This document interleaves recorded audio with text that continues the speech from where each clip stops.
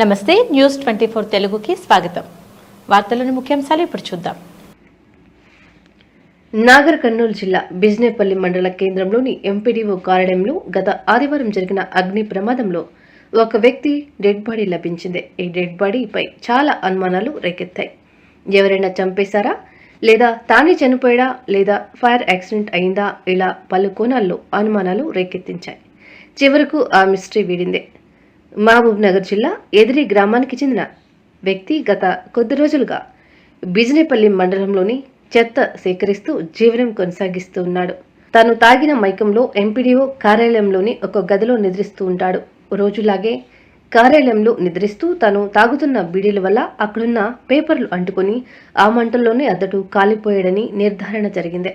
ఇతని కుమారుడైన నరేష్ ఫిర్యాదు మేరకు విచారణ చేపట్టిన పోలీసులు ఆ డెడ్ బాడీ నరేష్ వల్ల తండ్రిదని నిర్ధారించారు. దీంతో పలు అనుమానాలు రేకెత్తించిన డెడ్ బాడీ మిస్టరీ వేడింది. అలాగే ఎంపీటీఓ కదలప్ప నిర్లక్ష్యం వల్ల ఈ ఘటన జరిగిందని స్థానికులు తెలుపుతున్నారు. గత కొద్ది రోజులుగా చనిపోయిన వ్యక్తి పాత ఎంపీటీఓ కార్యాలయంలో నిద్రిస్తూ, అలాగే ఆ కార్యాలయంలో అసాంఘిక కార్యక్రమాలు జరుగుతున్నప్పటికీ ఏ రోజు కూడా వాటిని నివారించడానికి ఒక చర్య కూడా తీసుకోలేదని ఎంపీడీఓపై గ్రామస్తులు ఆగ్రహం వ్యక్తం చేశారు. రాత్రి వేళల్లో మహిళలు వెళ్లడానికి కూడా భయపడుతున్నారని, ఇకనైనా ఎంపీడీఓ కార్యాలయంలో పలు జాగ్రత్తలు తీసుకునే విధంగా కదలప్ప వ్యవహరించాలని స్థానికులు తెలియజేశారు.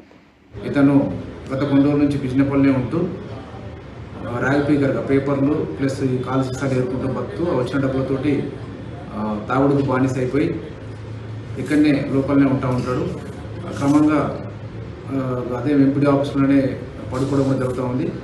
అదే క్రమంలో మొన్న వచ్చిన డబ్బులతోటి తాగి మధ్యాహ్న సమయంలో ఎంపీడీ ఆఫీసులకు పడుకోవడానికి పోయి స్మోక్ చేస్తున్న క్రమంలో అక్కడ ఉన్నటువంటి చిత్తు కాగితాలకు ఫైర్ అంటుకొని తద్వారా తాగిన మైకులో ఉంది నిద్రమత్తులో ఉండడంతో అదే కాగితాల మంట ద్వారా అందులోనే కాలి చనిపోయినట్టుగా దర్యాప్తులో తేలింది. ఆ సిగరెట్ నుంచి అయిందా, లేకుంటే పక్కన బ్యాటరీస్ ఉన్నాయి కదా దాని నుంచి అయిందా, వాంటెడ్గా ఎవరైనా చేసారు?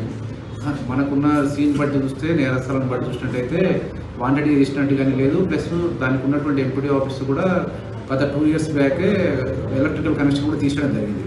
ఏ విధంగా జరగడానికి ఆస్కారం లేదు. వాళ్ళు మొన్న ఫ్రైడే రోజు కూడా ఎంపీడీ ఆఫీస్ వాళ్ళు వస్తున్నటువంటి గ్రామ పంచాయతీ ఎలక్షన్ దృష్టి పెట్టుకొని దాన్ని క్లీన్ చేయడానికి ప్రయత్నం చేస్తూ ఉన్నారు. ఎట్టి బస్సులో దానికి వేరే మిస్చిప్ కానీ జరగడానికి ఆస్కారం లేదు. దాన్ని బట్టి ఇన్సిడెంట్ చనిపోయింది కాబట్టి చూస్తుంటే CCTV ఫుటేజ్ అతని కండిషన్ బట్టి చూస్తుంటే ఇతనికి డ్రంకన్ స్టేట్లో ఉండి ఎక్కువ చైన్ స్మోకర్ అండి, ఎక్కువ కంటిన్యూగా బీడుల మీద బీడులు తాగుతూ ఉంటాడు. ఆ తాగుతున్న క్రమంలోనే దానికి ఫైర్ అంటుకొని అందులోనే పడి చనిపోయినట్టుగా తెలుస్తుంది. ఈ సంఘటన తర్వాత అసలు క్లూస్ టీమ్ కూడా ఎవరు పోలేదు కదా సార్కి?